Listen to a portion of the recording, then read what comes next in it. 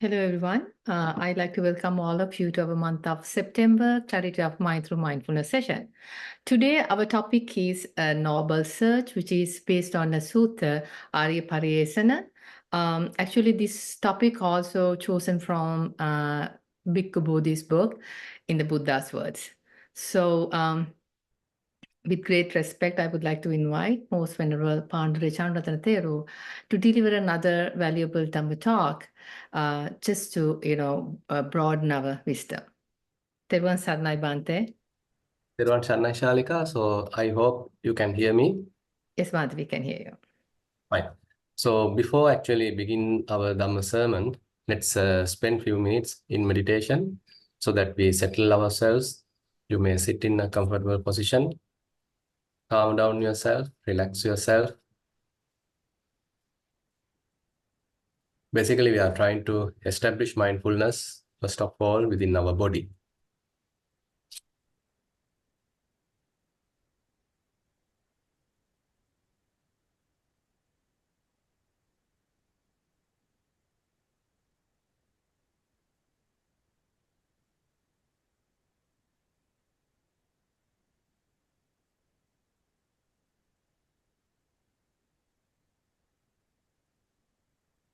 See, once you close your eyes, see whether you feel secluded, somewhat come back to yourself and feel satisfied. Basically, we are trying to be with ourselves, happy, contented, not thinking about various incidents happened in the past or not thinking about the future, rather simply being in the present moment, fully living the present moment, completely being with it.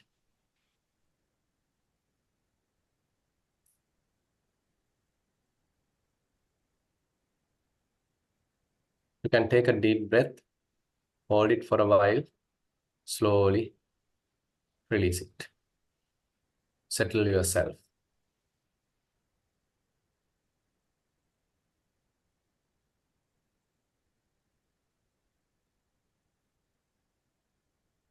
So once you are settled, see whether these subtle sensations are possible to recognize within your body.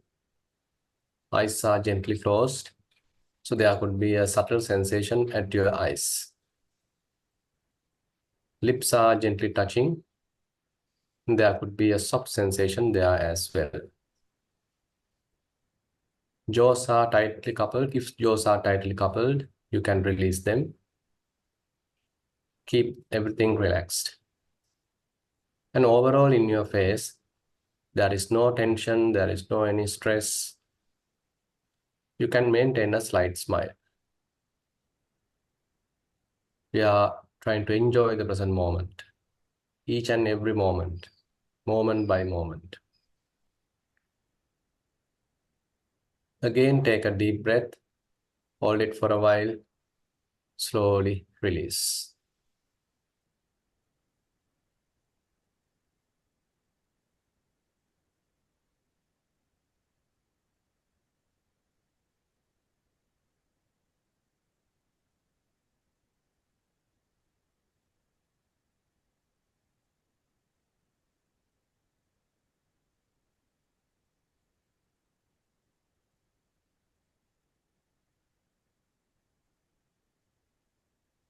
Head straight, neck straight, shoulders are relaxed, arms are resting, and there is no any tension in your arms.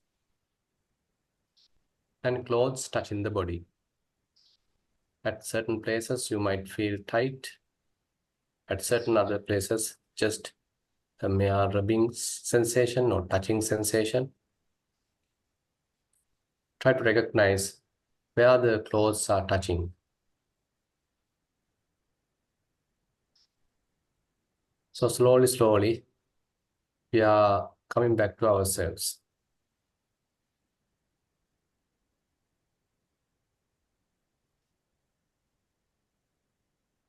Again, take a deep breath, hold it for a while, slowly release.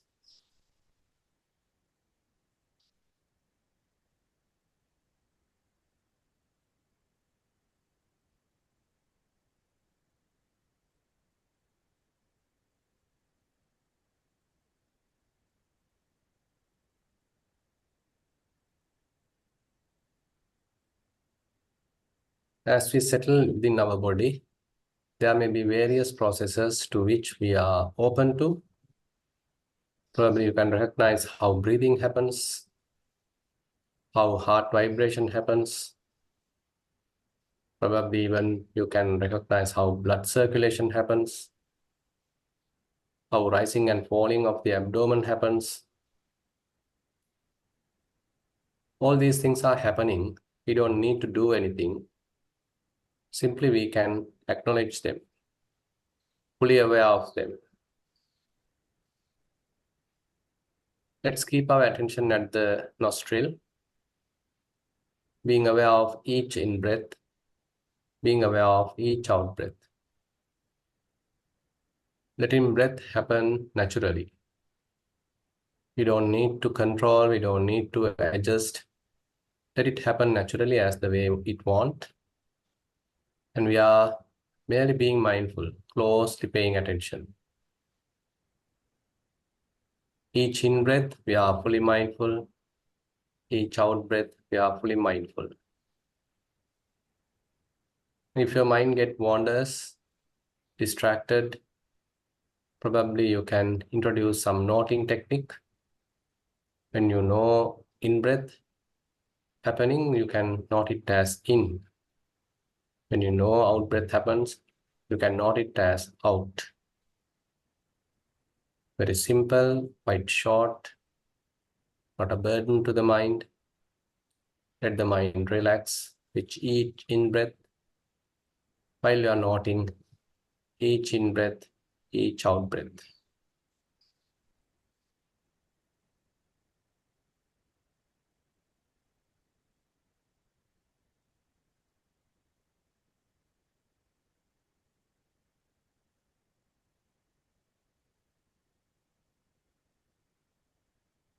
So once we are settled, if fair mindfulness is available, now you can introduce fair amount of clear comprehension into the picture.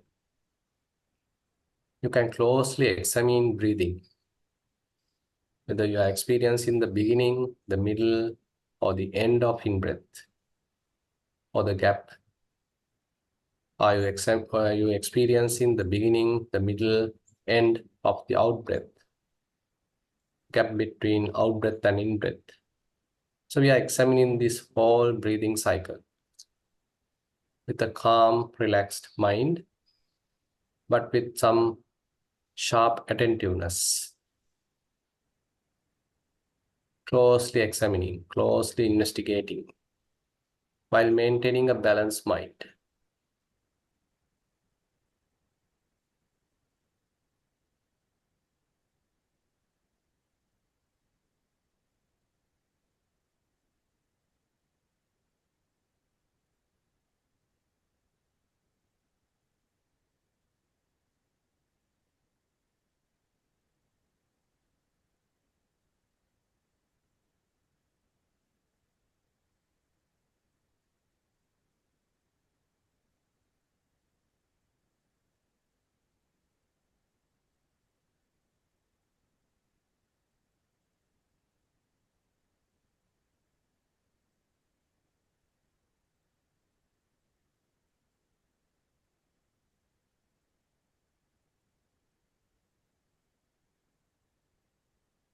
So once you are confident that fair amount of mindfulness and clear comprehension is established, you can continue the same practice. Or if you want to shift towards another practice like elements meditation, mindfulness of feelings, or mindfulness of the mind, you can shift it to that. Or else, if you know how to keep your mind completely unattached, completely relaxed, without giving any object, keeping the mind free, you can maintain that mind.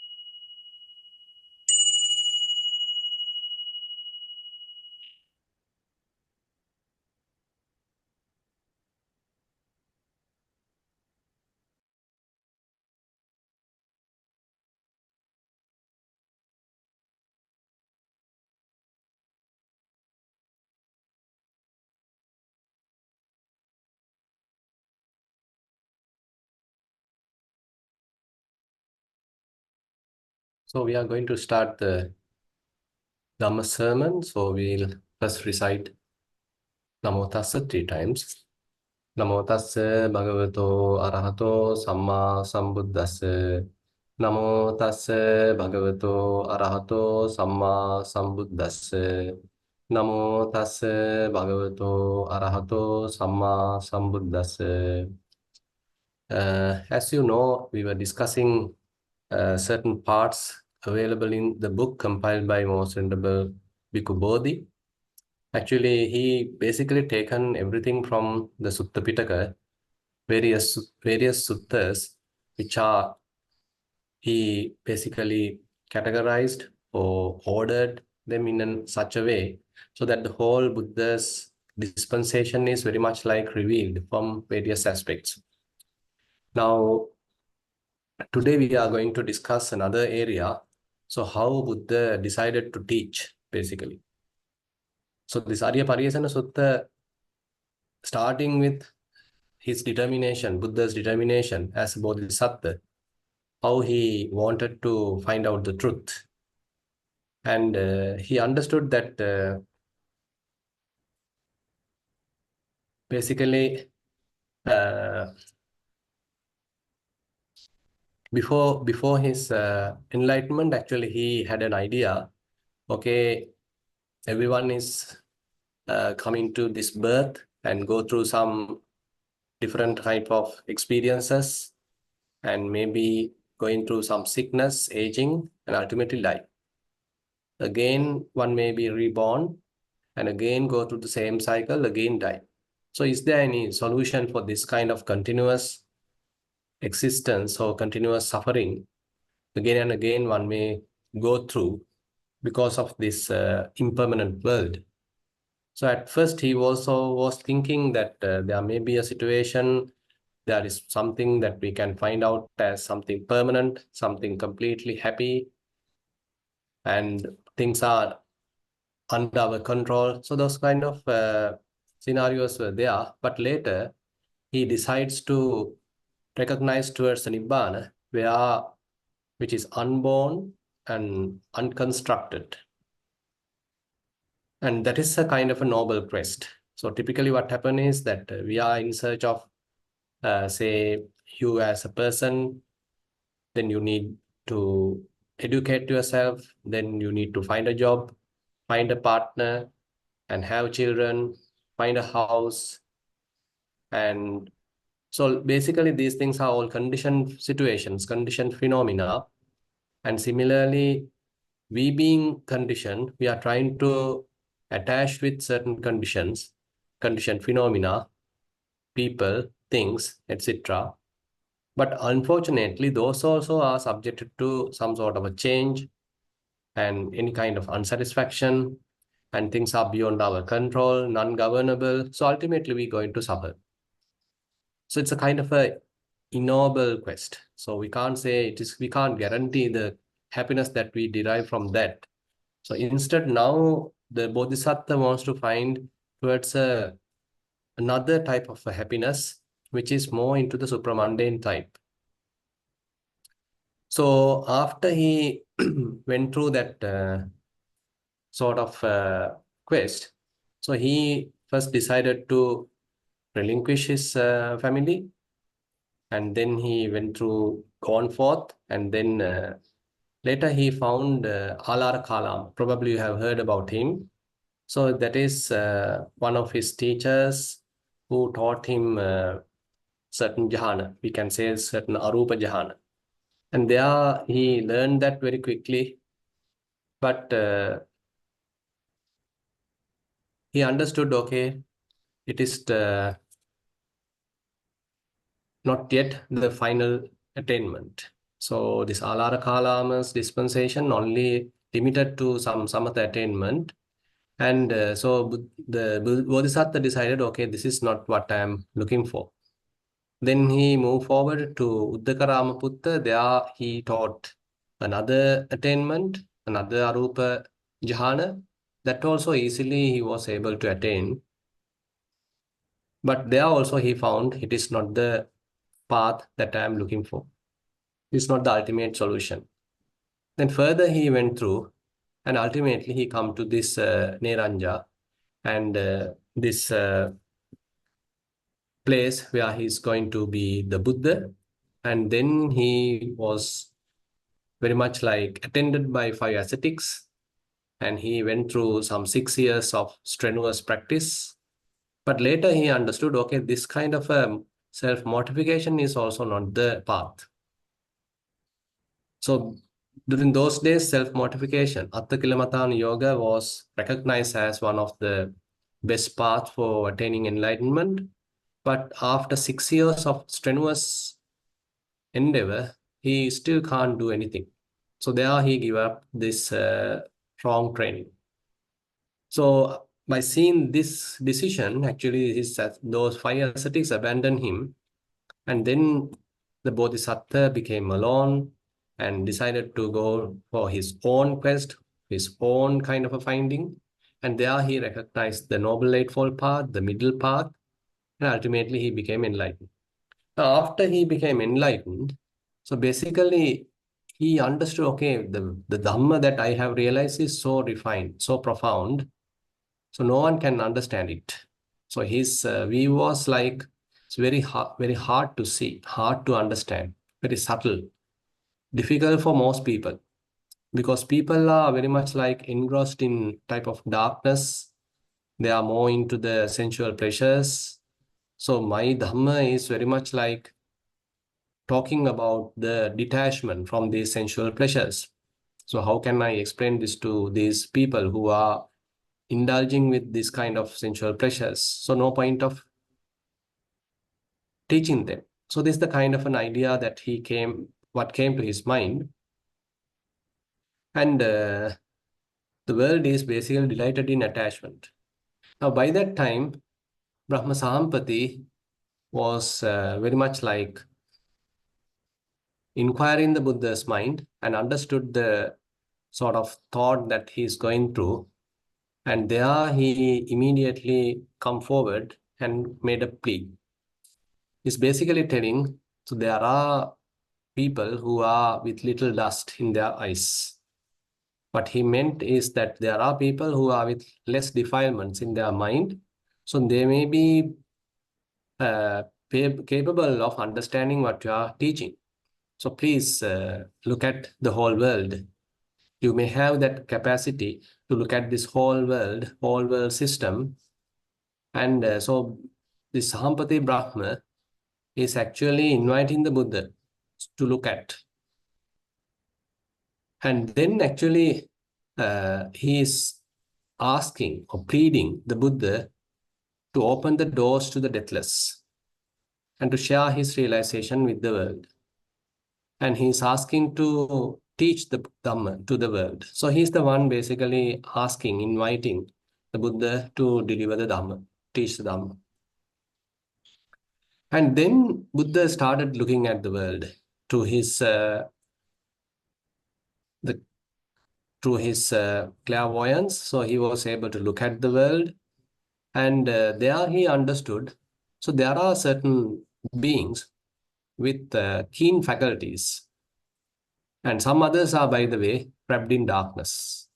Keen faculties here mean that they are the faith faculty, the effort faculty, mindfulness faculty, concentration faculty, and the wisdom faculties are quite sharp. So in case if they hear the Dhamma, they may be able to understand it. But there are others who are very much wrapped in the darkness, so they are unable to understand what I am telling. So therefore, he come up with a kind of a situation, kind of a simile. So these people are into different categories. Their minds are at different levels. And he's giving a beautiful simile here. They are very much like lotuses growing at different levels in a pond. Certain lotuses are very much under the water. They are submerged. And certain others are still growing, not yet came out. And certain others have now already came out onto the surface. They are out of the surface, coming out of the surface now. And certain others are completely clear clear and now basically unwetted, completely blossomed. So almost like that. So different situations are there, different levels of mindsets are there. So Buddha understood these differences. So there he compassionately decide, okay, let me teach. So that is how he come to the sort of decision, okay, I am going to teach. So there's a very beautiful verse available in this sutta. Aparuta tesang amatassa dwara ye sotavanto pamunchantu saddham. Vihinsa sanyi pagunang nabhasing dhammang panitang manujesu brahmeti. So now he replied to the Brahma. So I was little discouraged to teach the Dhamma because these people are very much engrossed in darkness, attached with very much sensual pleasures, indulging with sensual pleasures. So the Dhamma, which is so subtle, profound, is difficult for them to understand. So I was discouraged. But now I have seen the world, and certain people are with some sharp faculties, and there are certain people who have the capacity to understand this profound Dhamma. So now I am opening the doors to the deathless. So now I am going to open. And let those with ears now show their faith. So I am going to open the doors. I am inviting them to listen to me. And who is with this faith, let them show their ears. So let them hear to me. And so this is how Buddha decided to teach. And now he wants to find out to whom that I am going to teach. And first one came to his mind is the Alara Kalam. And next, the Uddakaram Putta, because they were fairly high in their meditation or high in their concentration particularly. So in case if I am teaching them Vipassana, in case I am teaching them more into the wisdom side, so there is a possibility for them to quickly understand it. But unfortunately, he found out Alara Kalama has passed away 7 days earlier. Uddhakarama Putta died just night before. So he was little very much like understood their unfortunate situation, because now they are reborn at a Arupa Jhana realm, Brahma realm, which is inaccessible to the Buddha. Even Buddhas can't preach there and teach Dhamma because at that Arupa realm, so they don't have the faculties, like ears are not there. So there is no way of communication there. So that is an unfortunate state. So then Buddha decided, okay, it's not possible to help them. Now he was thinking about the 5 ascetics who were helpful during his self-mortification period, 6 years. So they kindly attended to him. So then he decided to teach them. And there he understood, now they have gone to Varanasi, and now they are staying at Deer Park at Disipatana. Okay, let me go there. Now he is going towards there.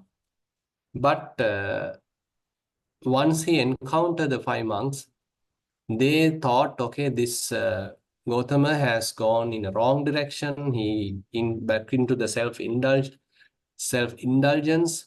sensual indulgence. So he again wants to take our support. So no point of talking to him, no point of respecting him. And so they decided not to attend to the Buddha. Now, anyway, as he approached, they couldn't maintain their determination. One came forward and one has taken his ball. One has basically washed his feet, and one has prepared the seat. But once he sit, the others simply talk to him as a friend, not knowing that Buddha has fully enlightened now. And they were very much like not ready to listen. Even though now Buddha is ready and Buddha wants to help, but these 5 ascetics are doubtful about it. Now, this is also a very interesting scenario where sometimes a compassionate person, knowing our situation, trying to help us, trying to guide us, but we are not ready. It can happen to us also because we have some wrong idea, or we may have some conceited ideas. And on such case, we are very much like a closed fist. We are unable to look at, we are unable to receive, we are unable to understand. But anyway, Buddha was able to convince these 5 ascetics, and ultimately he delivered the first Dhamma sermon, what we call as the Dhammacakkappavattana Sutta. So the Dhammacakkappavattana Sutta, as you all know, Buddha is emphasizing Four Noble Truths. Dukkha Satya, Dukkha Samudaya Satya, Dukkha Nirodha Satya, Dukkha Nirodha Gamini Patipada Adi Satya. Four Noble Truths. The truth of suffering, its origin, its cessation, and the path to its cessation. So basically, Four Noble Truths, if we consider them briefly, so these are quite familiar to you. So the truth of suffering. So the truth of suffering, he first give a kind of an easy way of understanding it, saying that birth is suffering, and then aging is suffering, death is suffering, and going through certain sickness is also suffering, and what not getting what you want is also suffering, being with unbeloved is also suffering, and not being with the beloved is also suffering. And ultimately, he mentioned a very interesting philosophical statement, Sankittena Panchupadana Kanda Dukkha. In brief, all 5 clinging aggregates are suffering. Now, actually, the first part we all can understand. Okay, when we are sick, it is some sort of a suffering. Certain amount of unsatisfactoriness is there, certain discomfort is there. So likewise, so sickness is suffering. And maybe the birth is also suffering. Maybe you have gone through some suffering there. You can't even remember it. And maybe aging also suffering. Now you lose your youth, faculties become dull, and you lose your vision, you lose your hearing skills, all that, and you become feeble, weak. So that aging process is a suffering, something we also easily can understand. Ultimately, we might have to go through some severe pain and terminal type of pain during the death, and that's also obviously suffering. And sometimes we have to associate certain people that we don't like. We consider them as maybe even enemies, but still we can't avoid them. We have to be with them, we have to tolerate them. Very difficult. That's also suffering. And there are certain people that we really love, we really like, we really love, but sometimes we have to depart from them. That's also suffering. And there are instances that we like many things. I want this, I want that, but we are unable to get them.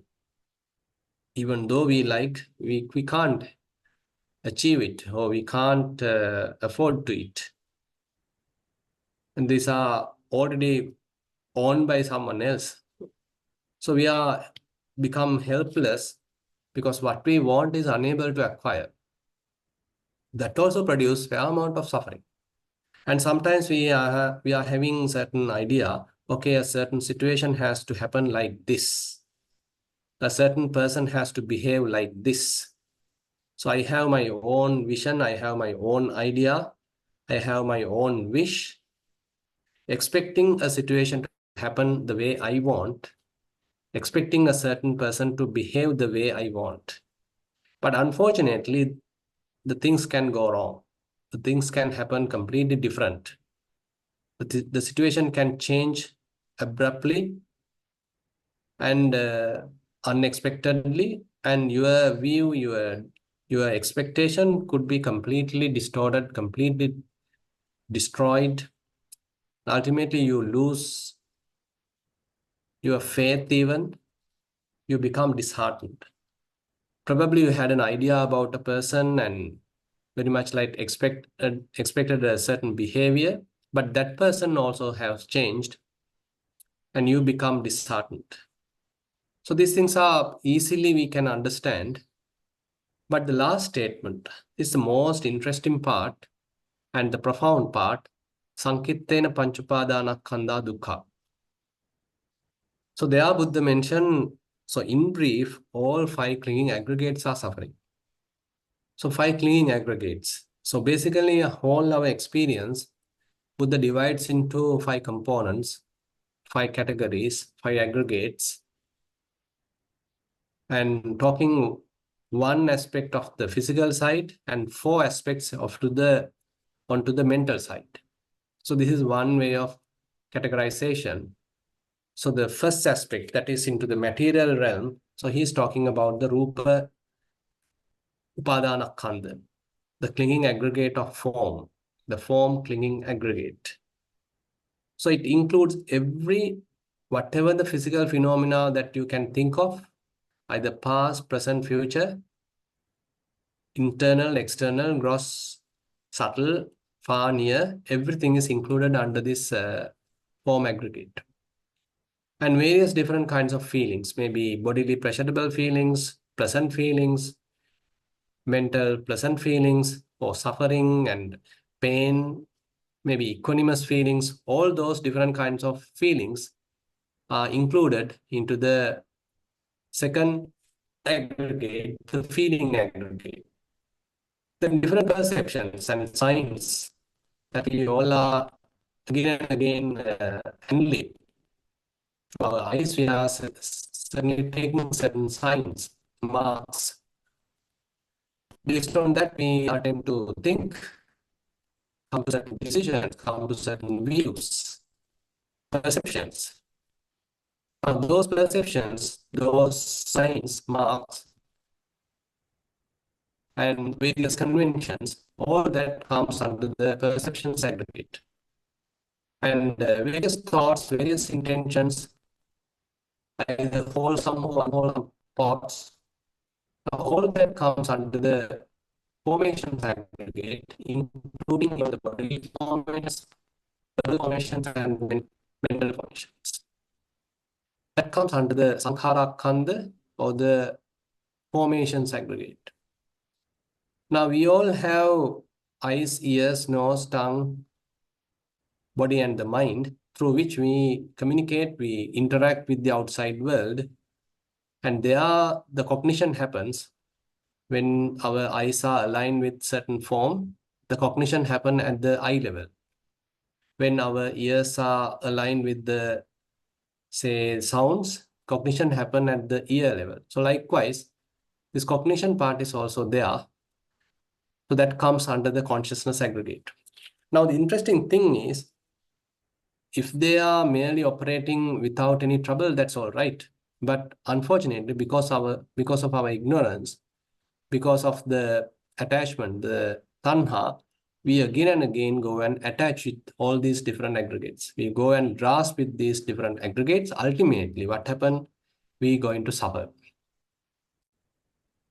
So that's why they are considered as clinging aggregates, grasping aggregates. Their mere presence is not the issue, but mind go and grasp them. Mind has this lustful attachment, Chandarathana, lustful desire. And as a result of that, mind go and interact with them, attach with them, grasping them, ultimately go through a certain becoming process, born into a new state. But that state is going to change more into an unexpected way. And ultimately, we end up with a mass of suffering. Now, so what is the cause of this suffering? So there he mentioned the origin of suffering as the craving. That is also at different levels.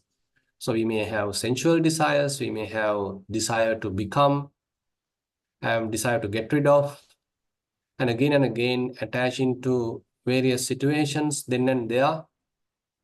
And by being attached, we like to have some delight. So this attachment leads to some sort of grasping, and ultimately end up with suffering. So the root or the cause of the origin of suffering is actually the tanha. Now, how are we going to overcome this tanha? And the path is there, the Noble Eightfold Path. So if we are able to practice that Noble Eightfold Path, then we can at least experience a temporary relaxation, temporary release of suffering. So this temporary release is what we need to further and further develop by developing wisdom, so that this release become readily available, this release become accessible every time. There could be certain bodily suffering, bodily pain, but not affected much to the mind. So mind clarity will remain, mind's unattached, relaxed, peaceful state would remain, even though the body might even go through certain sickness or suffering or pain or etc. Now, in this Ariyapariyesana Sutta, so therefore the different historical incidents of the Buddha is explained, and again how he has gone through certain teachers are also explained, and basically his enlightenment briefly explained, and his decision to teach is also explained. And there we can understand that his teaching is little difficult to understand. So that's why there are two areas he particularly mentioned difficult to understand. So one area is the Nibbana, the other area is the Parisamuppada. Parisamuppada is a dependent origination, how things are happening without a person, without a external force, without a kind of a God, how things are happening. That teaching, the dependent origination, the Parisamuppada is difficult to understand. And then the deathless, the Nibbana, is also difficult to understand. So these are the important two areas that the say are difficult to understand. So in my Dhamma, in my dispensation, so these two areas are difficult to understand. So how can I explain this to these ignorant people? So they are very much attached to this mundane type of desires. So they are very much attached with them. They are very much obsessed with them. So how can I explain these subtle teachings to them? So that's why basically Buddha was discouraged to teach. And there we can see how ultimately he being motivated or invited by Brahma Sahampati, and ultimately Buddha accepted, okay, I'm going to teach. And now he's searching to whom I am going to teach. Ultimately, he decided to teach 5 ascetics. Even though Buddha approached there, they are not ready to listen. They have certain doubts about him. But anyway, Buddha was able to convince them, teach them. And at the end of the Dhammacakkappavattana Sutta, and Venerable Kondanya became a Sotapanna.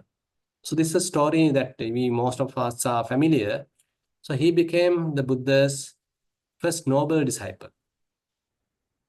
So he understood the stream entry, knowing that whatever is conditioned, they are subjected to arising and passing away. If something is arisen, it is subject to pass away. So this is a universal truth. Whatever is conditioned, they are showing certain characteristics. They are showing the arising nature, passing away nature, in between continuous changing nature. This is unavoidable. This is a kind of a universal truth.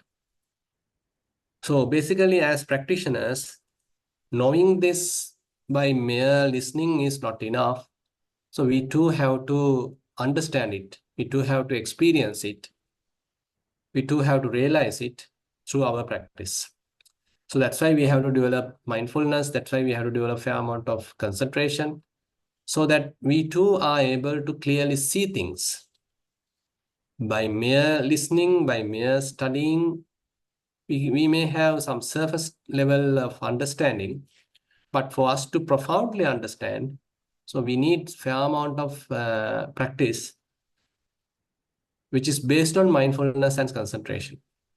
So once we have mindfulness and concentration, we can properly have it focused onto a certain phenomena, maybe bodily phenomena, maybe towards various feelings, various perceptions, various thought formations, intentions, and even to our different sense bases.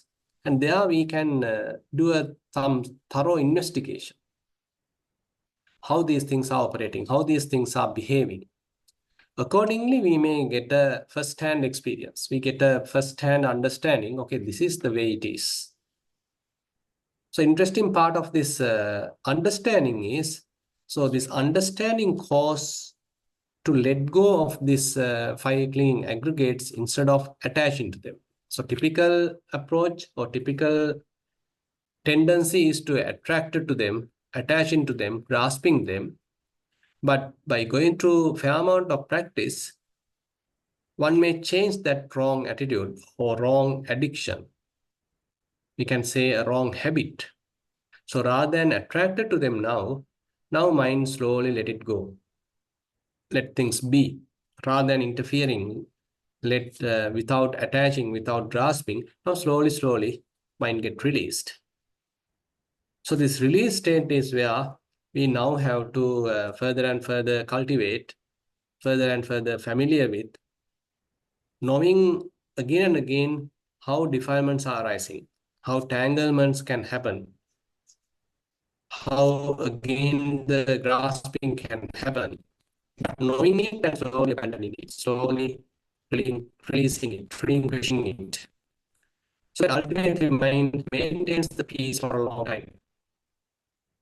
So applying this path to our daily life, everyday life, not limited to the meditation session, but even taking it to the everyday life. So that while living our daily life with daily activities, are we able to practice the same teaching? At the beginning, it appears like difficult, but slowly we should be able to apply our understanding even to the mundane daily activities.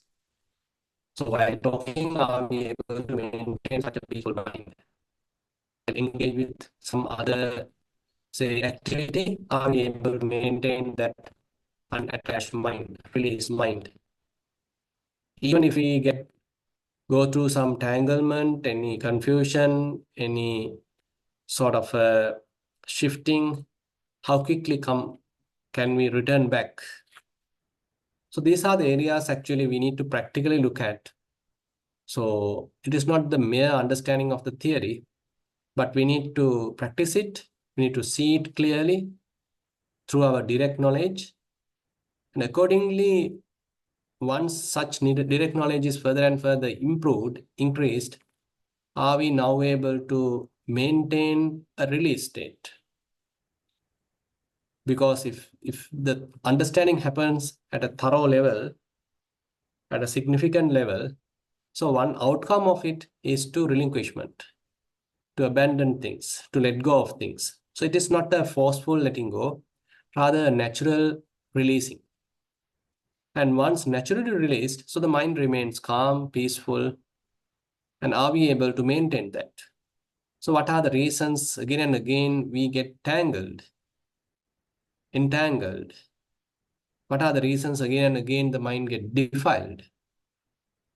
So how eye-making, mind-making, and different comparisons, conceit going to happen? Now all that we need to recognize by ourselves. So the path is shown, but we have actually a certain amount of task within our hand. So Buddha has shown the path clearly. He himself has liberated, and compassionately he decided to teach. So this beautiful teaching has come to us. Now it is up to us to practice it and to taste it and enjoy its results. So with that, I like to conclude today's Dhamma sermon. Now I like to open the session for questions. And based on your practice, so if you have any question related to today's Dhamma sermon, So I open the session for questions.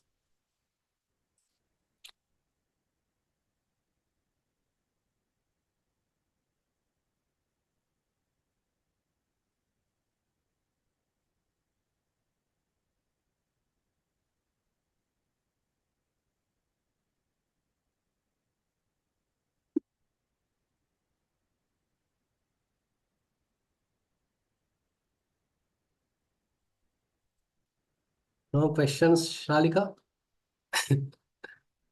Everything's clear. I mean, did you experience any disturbance while during the session? Yes, Bhante, it was your voice was really getting interrupted. I think you had a bad signal. Really? Yeah. Okay. Ashini, please go ahead and ask your question. Thero Swami Yeah. in the previous session, clarity of mindfulness through mindfulness, that session, no disturbances were encountered, but this time there were so many disturbances and it was difficult to get the meanings of the certain part. And the question I have to ask from Bhansi is that when we do samatha meditation from enhancer, is there mindfulness also involved in that? Yeah, actually, mindfulness is also involved, but the point is emphasis is given to the concentration as concentration builds up. So that's the issue there.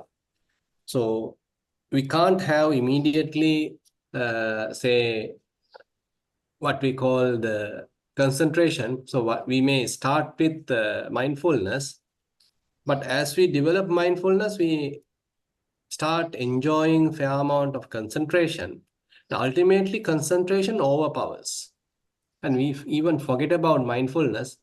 We immediately want to attain a certain concentration, maybe certain jhana, and it is accessible. And so that's why the mindfulness is now given less priority. More prominence was given to the jhana. More prominence is given to the concentration. But anyway, still mindfulness is present. Now, say for example, even at a very higher jhana, like fourth jhana, it is very much precisely mentioned in the suttas. Okay, very clear, sharp mindfulness is there. But unfortunately, we certainly ignore it and we give more emphasis to the concentration. So that is certain amount of discrepancy or disadvantage at the samatha meditation. So less prominence is given to mindfulness.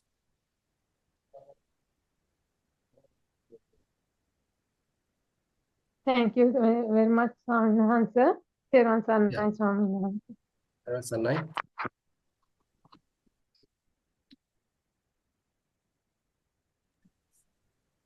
Radhika, please go ahead and present your question.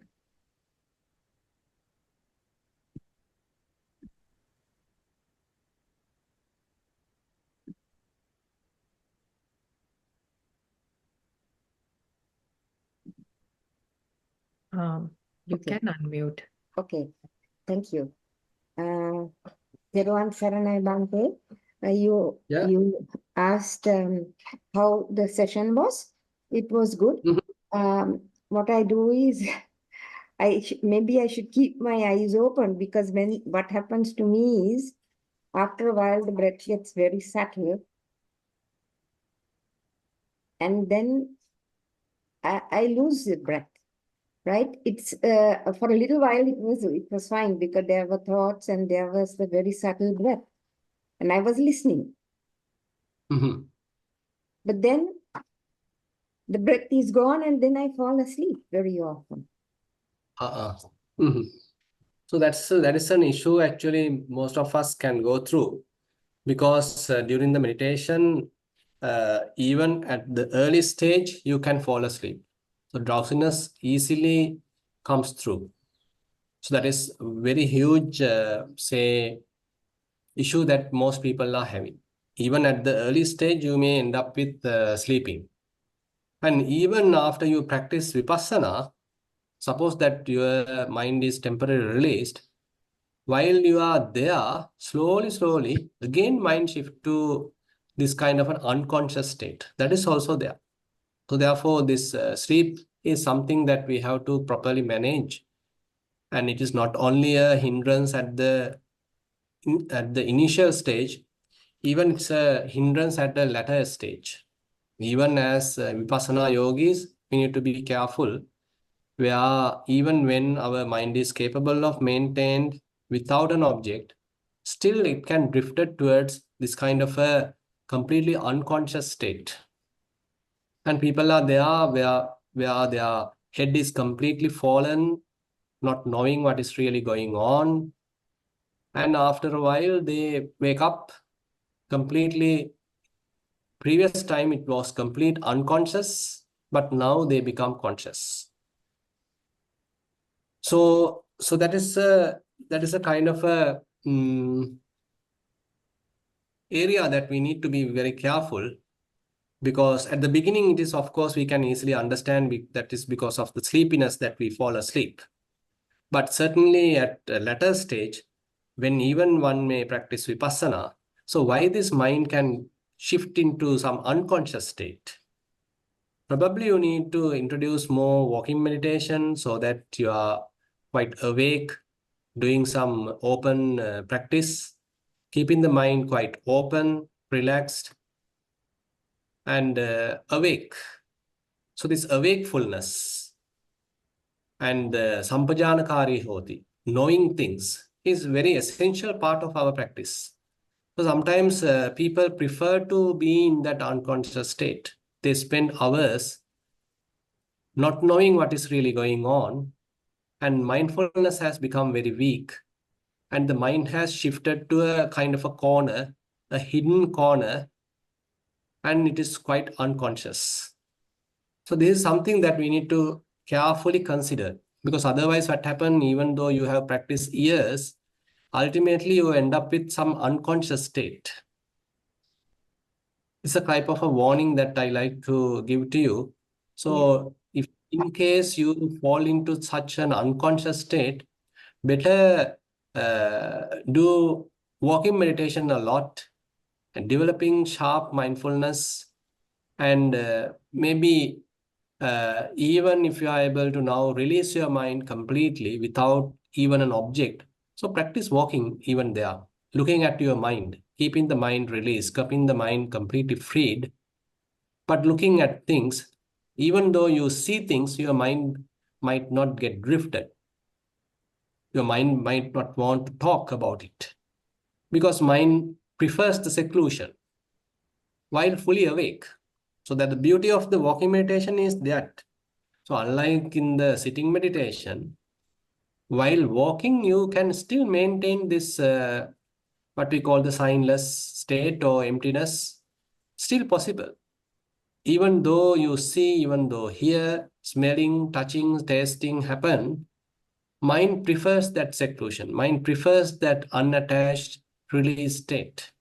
So try to maintain that.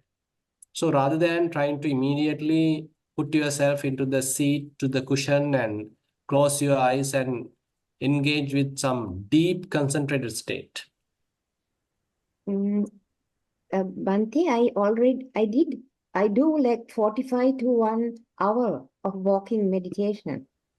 Even today, before this Dhamma talk, I did about 1 hour, right? Then I had the time difference, right? So then I had something to eat because it's dinner time for us. And then I was listening to the Dhamma talk, right? But at the same time, I'm listening to the Dhamma talk, I followed your guided meditation, Right. And I was with the breath. But this happens to me sometimes still. So I do every day at least 1 hour, sometimes 2 hours walking. Not at one stretch, twice. Right.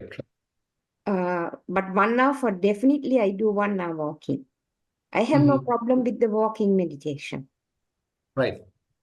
It's So always I have the problem with the sitting. after how long you fall asleep during sitting? At the end, first I can feel the, well, sometimes I don't know whether I have fallen asleep or whether it's what it is. Uh-huh. I can feel the breath and it's getting more and more subtle. And sometimes I can't feel the breath. I could hear your voice now. Today I know I fell asleep a little because then I couldn't hear your voice. But and today I did the 1 hour before. I'm watching the breath. Then say there was no sound, right? Because I was just only meditating. Then when I can't feel the breath, I will feel the body moving, the abdomen. So I will then observe the abdomen. And after a while, even that is not very noticeable. And after that, I don't know what is happening. Sometimes I can feel on my feet, right? A subtle sensation. So wherever there is, I will do that. Sometimes I feel a sensation going all the way down my body. That wakes me up because it's quite pleasurable, going from the top all the way down. But sometimes I think I'm falling asleep.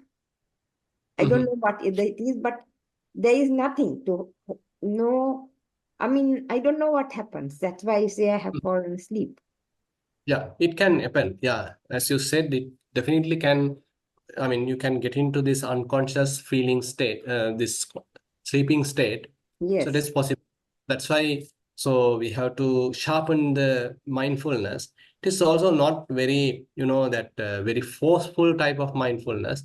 Very refined, very subtle continuation of the mindfulness. So sometimes Bhante Dhammajiva used to say, you have to awaken to the sleep. You have to awaken to the sleep. Because there's a possibility that the mind can shift it towards the sleeping state, but you need to be awakened to that rather than simply dwelling there. So slowly, improving, introducing a little bit of mindfulness. You know that your head is fallen now. You know that it was very much like at the unconscious level, but you regain consciousness. You become more conscious now, and slowly, little sharpening it. And now you are completely out of the sleepy state. Now you are again back to the sharp attentiveness. And this sharp attentiveness is also not a forceful type of attentiveness, but rather a very soft attentiveness. Still sharp. So, I mean, it is pure balancing of the faculties. So that's why at the beginning, we are trying to learn different skills. But later in our Vipassana, this whole practice is to balance them properly. Particularly the effort, particularly the mindfulness, particularly the concentration, and then the wisdom. So these faculties have to be properly balanced.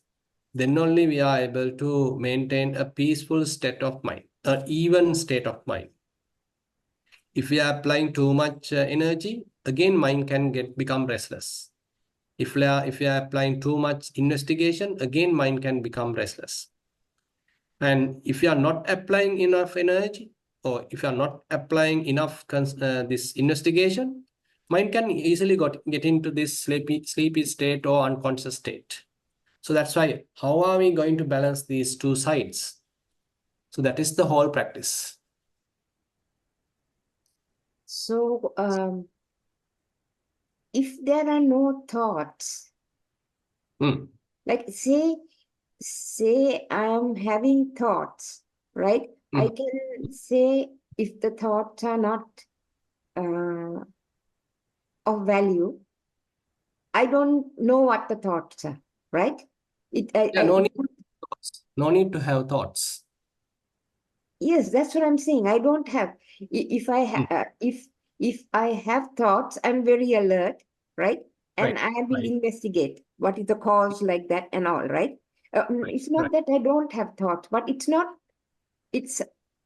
it's neutral. So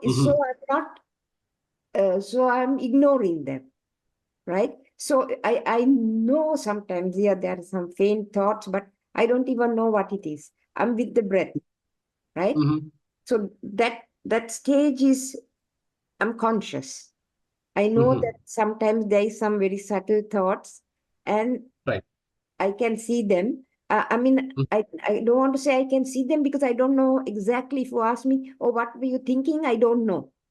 No need to. So, I mean, when it becomes that level, you don't need to know the content of the thought, because they are very much like in the background. Yes, You that's don't right. you don't need to follow them and try to figure out what is there. Yes. So let them calm down, let them fade away, and you are still alert in this thoughtless state, silent state. That's the problem. I'm That's not a challenge. I'm not alert. That's what happens to me.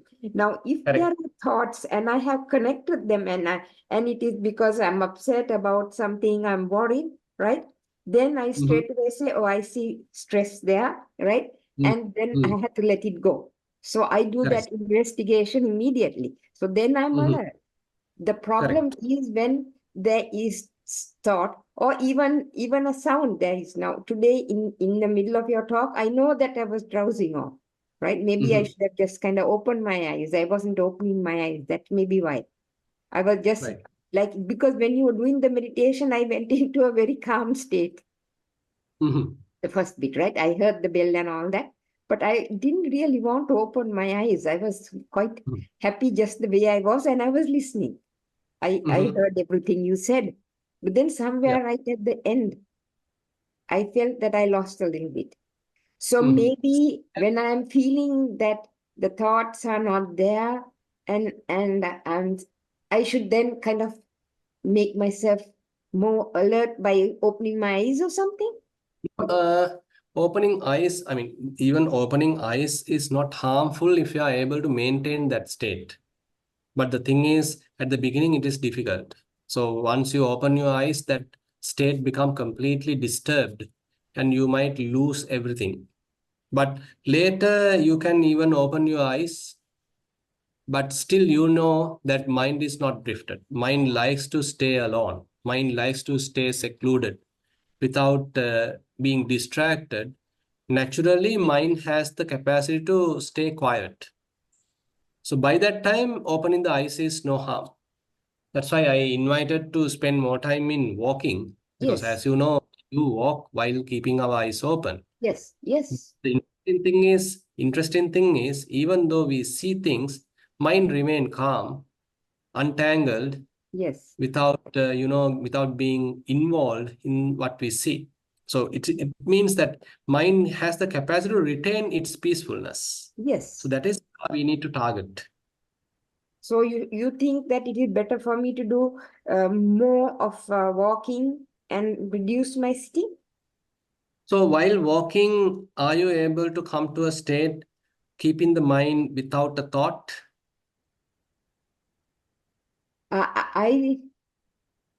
While walking, I'm aware that my feet are touching the ground, but I'm not forcefully trying to put my awareness there.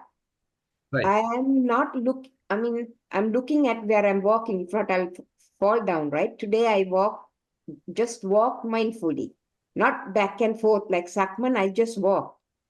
But I didn't see what was going past or anything, right? So whatever but I saw, I didn't register. It didn't register. Okay. So then let it happen. I can't remember the thoughts. Okay, fine. So let it happen like that. Slowly, mind will learn how to be secluded, how to not to get involved. Even though touch sensations are there, even though sight, smells, taste, touch are there, mind is now slowly learning how to maintain its rest, how to maintain its clarity, how to maintain its unattached state. So now you are very much like tuned to that. So just keep happening it.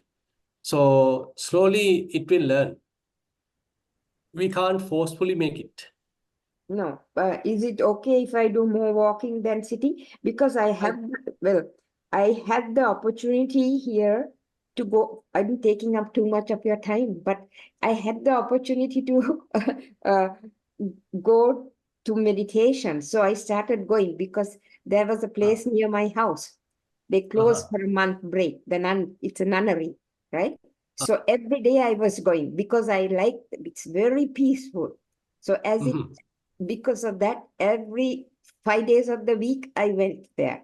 I used to do half an hour walking and then 1 hour sitting, right? So I started doing that. So Other side. yeah, Change it to the yes, that happened because of the fact that they opened the gate only at 7:30, right? To in the morning. So I'm there at 7:30 and the meditation starts at 8. So I had no way because I'm driving and going there. So then I walk for the half an hour and then I sit and I have 1 hour, right? And I have been doing that. That's why I asked, but now today, because no, they are closed for 1 month now, right? This 25th they closed. But then today I walked for 1 hour just before this. I walked for 1 hour and then I came and sat here, right? But I know for a short time either I fell asleep or I was not alert. I think I fell asleep. So that happens to me often. And am I doing too much of the sitting? It that is the area that we need to be careful. So during the sitting, if you are able to properly manage it, properly balance it, then no harm. But the sitting has a tendency towards the concentration. Sitting has a tendency towards more into tranquility. So that tranquility can go too much and ultimately end up with drowsiness, ultimately end up with unconscious state. Yes. That is the area we need to be. Yeah. I think at this point, I don't know how to balance it. If I sit down, some days it remains because I haven't gone to that much calm. But if I go to that much calm, I don't know how to balance it. So maybe I shouldn't do half an hour and 1. I should do 1 and 1. Or 1 and 35. 1.5. 1.5. I mean, 1 hour walking, half an hour sitting. Oh, okay. That's much better for me. Yes, that's much better for me. Thank you, Bhante. Thero and Saranam. Yeah, Thero and Saranam.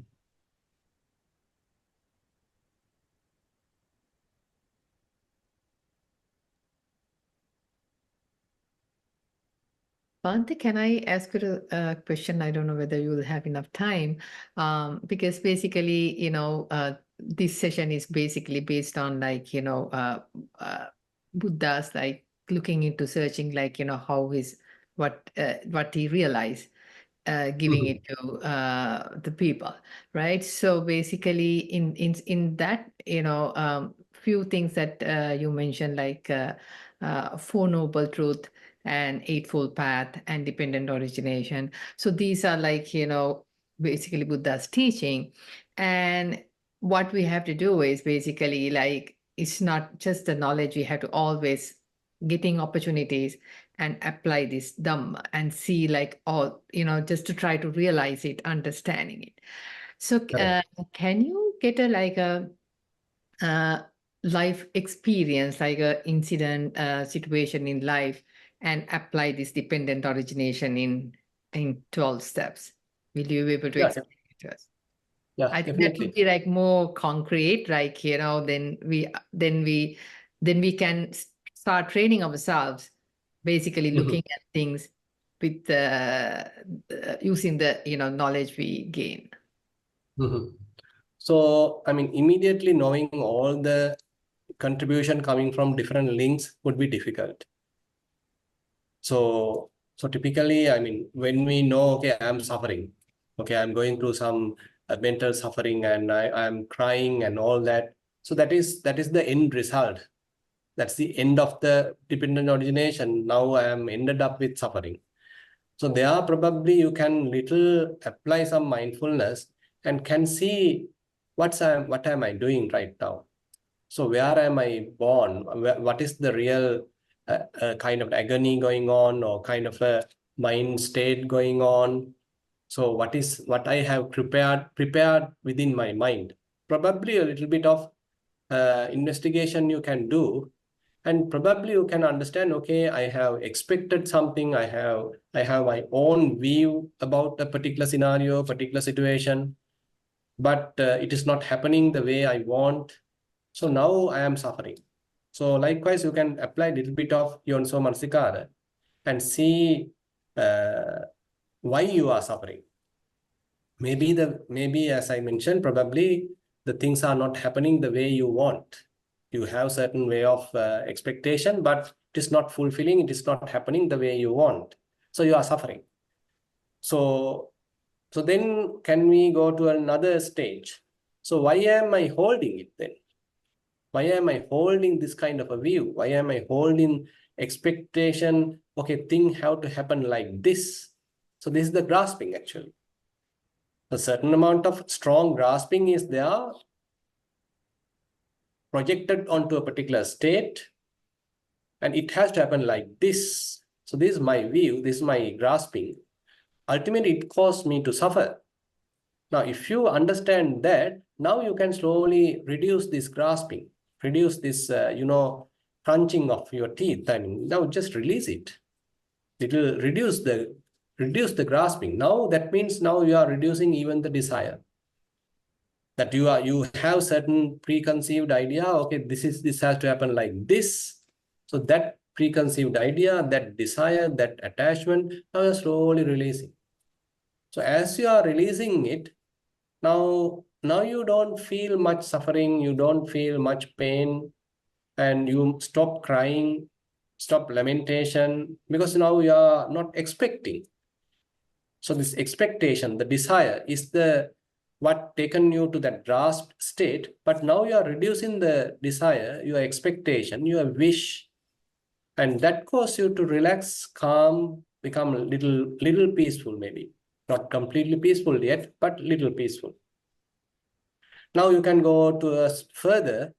Okay, why still certain amount of unhappiness is there? There may be certain thoughts still going on. Still you are looking at a certain picture. You are looking at some past incident, memorizing certain past incident. There's still certain amount of promotion is there based on the 5 or 6 sense basis. So your mind still think, or you see a particular photo and still remember the incident, or assume that someone has passed away, and you're still looking at that photo and you're still memorizing, you're still promoting that. So now what you have to do, you have to simply let it go. So rather than promoting it, so you rather than continue with that contact, okay, now let me keep it aside. So the sense faculties are now, rather than further and further going to certain contact, impingement, okay, you stop that contact now. So the contact is now released. Now further what happened? Now the thoughts become less and less. You are not being tormented by too much thinking, because you have kept the photo outside. You have kept that incident outside. You have assumed that you are using someone's, so this memorable, say photo or whatever he has used or whatever thing, or you simply keep them aside. Now the contact is not there. And when the contact is also not there, so the mind also now has certain amount of relaxation, less thinking, and maybe there's a possibility now to look at even the mind. Okay, thoughts are coming. Now they becomes merely thoughts. You are not emotional right now. You're not crying right now. You're not worrying right now. Instead, now there are thoughts. You recognize thoughts. So when thoughts are there, merely thoughts, they are merely thoughts now. And slowly, you are further developing the mindfulness, sharp wisdom now. And thoughts are simply coming and going, coming and going. You are not contributing to them. You are not trying to figure out the content of them. They are merely thoughts. They have the nature to come and go. You are further improving your wisdom. Now there may be instances, gaps between thoughts. No thoughts. Ultimately, there may be instances, okay, there are no thoughts. You come to a peaceful state of mind, no thoughts now. But still there may be slight images popping up, past incident-related memory images popping up. Okay, that is also a mere memory, a mere sign, a mere perception, mere mental image. Let it go. Nama Rupa, now you let it go. That also now you are clearing enough. So the mind become more clear, more calm, relaxed. Now nothing is there. So what is the object now? No object now. That the vicious cycle, name and form and the consciousness, that vicious cycle is now almost like broken. So mind become unestablished.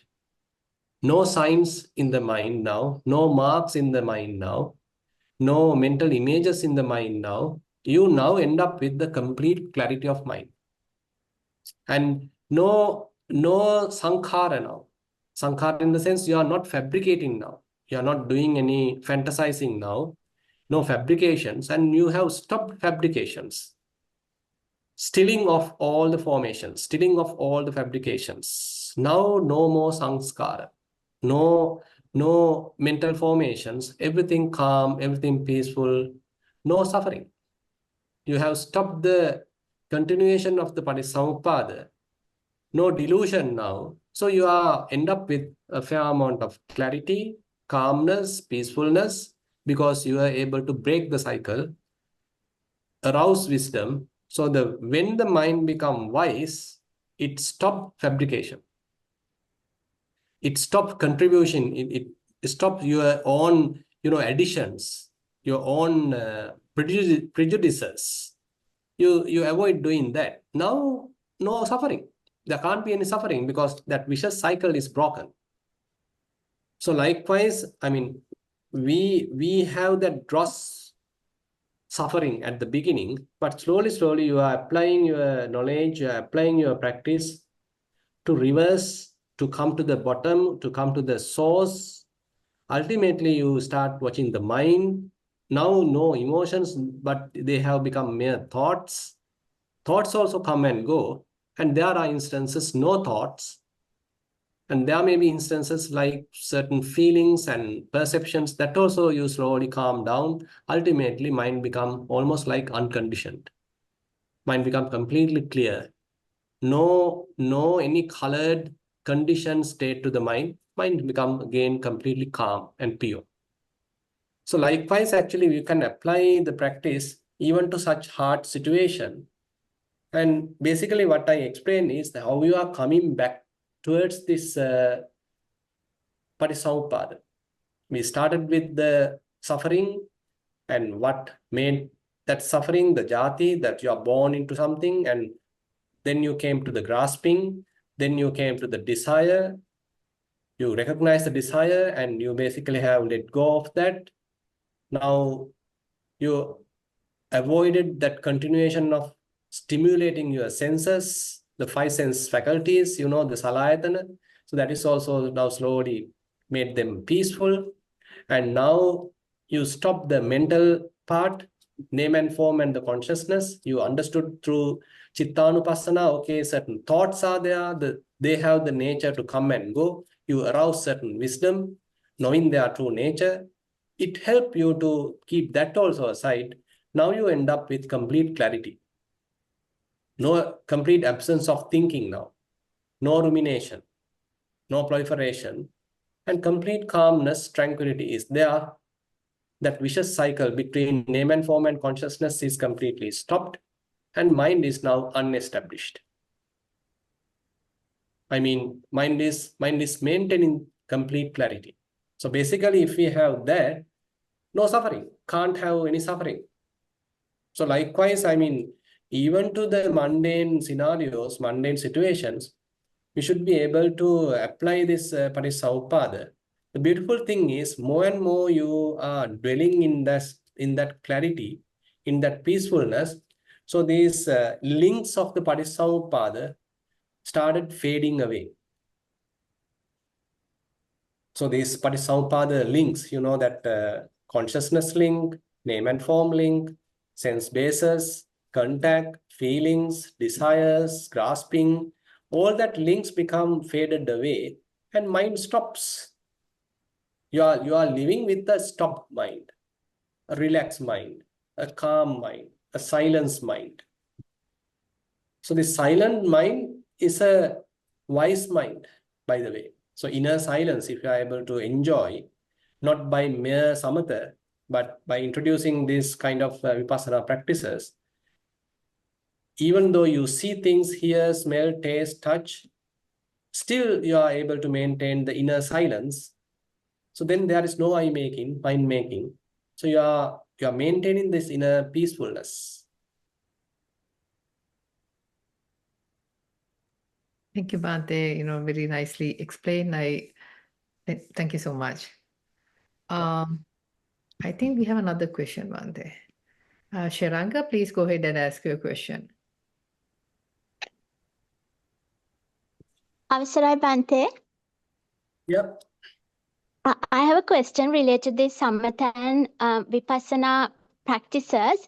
Actually, when I first, in related to my meditation, when I start meditation, I did this Buddhanusati, Maitri, and then Asubha and the death meditation. That's how I started with Buddhanusati and Metta. It's we are just practicing until we get that nimittas and everything. Then I started practicing then I started practicing Anapanasati, and then I couldn't see any touching point to my breath. So it was always like the nimittas and everything. And then I spent years of practicing these samatha practices, but I wasn't doing much walking meditation. And then I have practiced to a stage once I got an experience with the nimitta absorbing as well. But then I got, when I did body contemplation meditation, I got the vibration, and then I actually started to practice vipassana with more walking meditation. And my question is that sometimes some monk says that we don't need to practice samatha up to that stages, that levels. And I have seen that many people practicing directly vipassana where they don't have any ideas about the samatha practice or the nimitta stages and everything. So my question is, I know that when we are practicing samatha, it would be like Samma Samadhi as well in the Eightfold Path. So my question is that how it differs that some people practice samatha to a deeper level and some people don't practice that side at all. And then what is the advantage or what is the impact of someone practicing samatha for that level and then practicing vipassana, and to compare to the people who are just practicing vipassana only. So because we spend so many years of practicing, and then it's hard to practice at home when you're doing these samatha practices. We have to go to retreats or do self-retreats and everything. So what is the impact of that towards the path to Nibbana when we are going on practicing Bhante? Yeah. So if you have pre-samatha experience, probably you can start the vipassana, as you said, say while walking, without any kind of mental noting. You can simply maintain a silent mind, a well-concentrated mind into various phenomena, various sensations which are happening right now as you walk. So these different subtle sensations, you can quickly concentrate, focus, and then start watching them, start investigating them. Because having pre-samatha experience could be an advantage at this level, because for a person who doesn't have such samatha experience, he have to spend fair amount of time calming down the mind, avoiding any kind of distractions, focusing the mind properly. And that part also he has to learn from the beginning through the walking meditation. But if one has gained certain samatha practice, so now you can immediately focus your attention onto various sensations when it happens during the walking.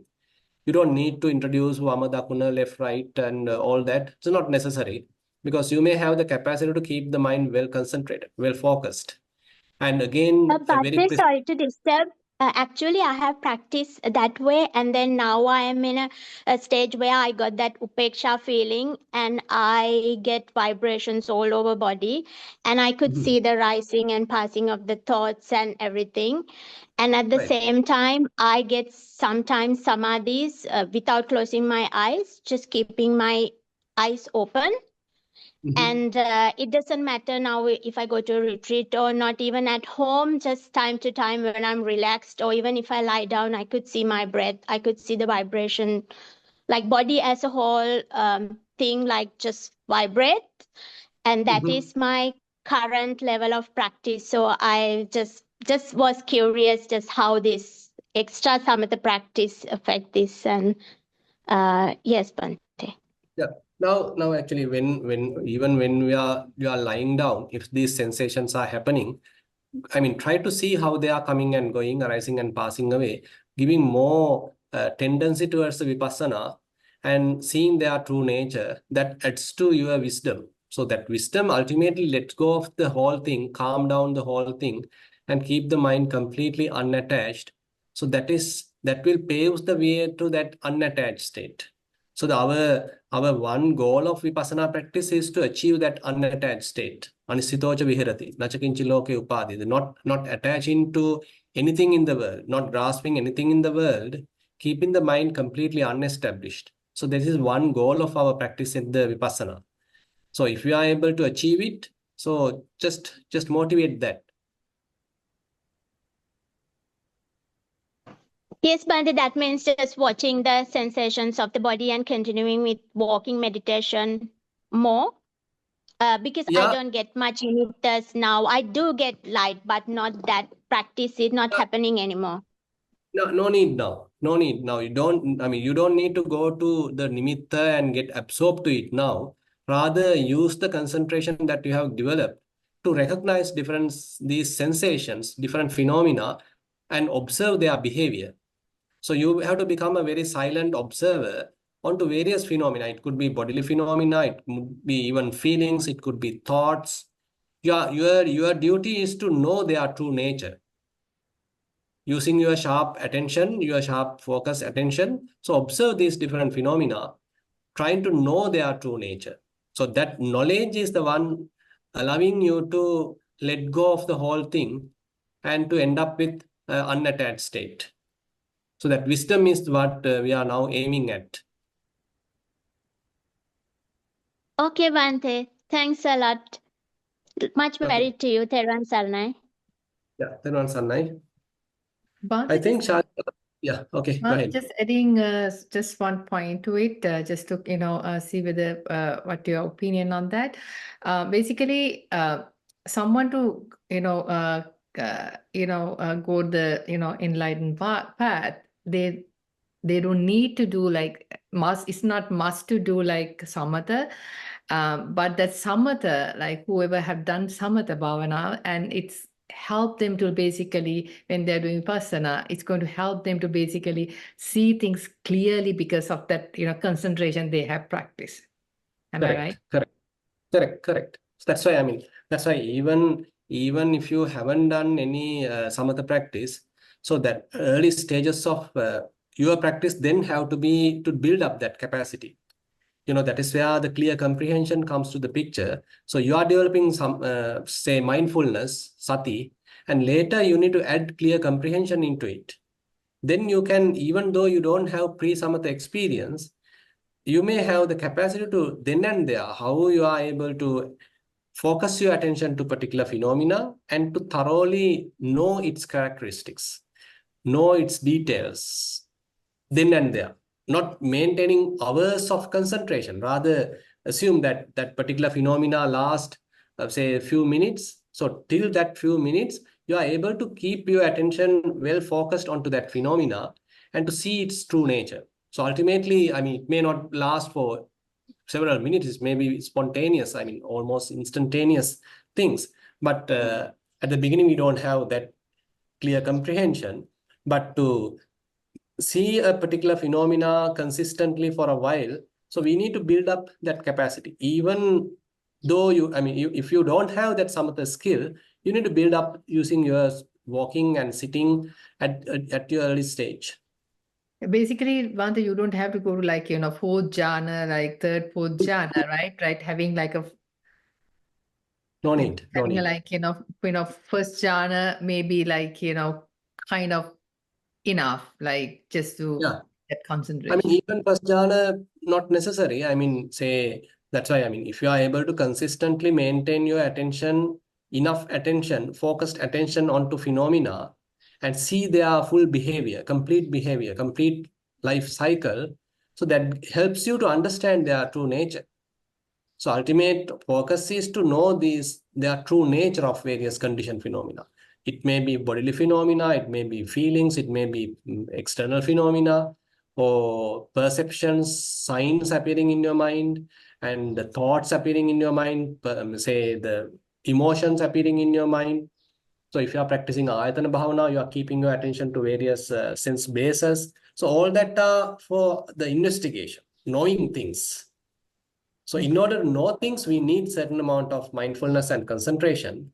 So if you haven't done practice samatha, doesn't matter. You can still develop that necessary amount of concentration based on the practice. Okay, Bhante. Thank you very much. Okay. Okay, then we have spent fair amount of time today also in our discussion. So I like to invite Shalika to add anything, and if you have any notes, so then wind up the session. Thank you so much, Bhante.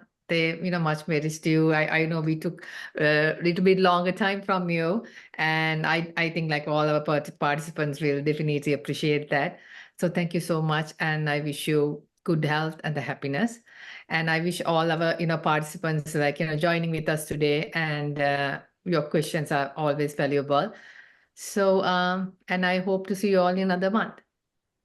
Yeah, Venerable Sanai.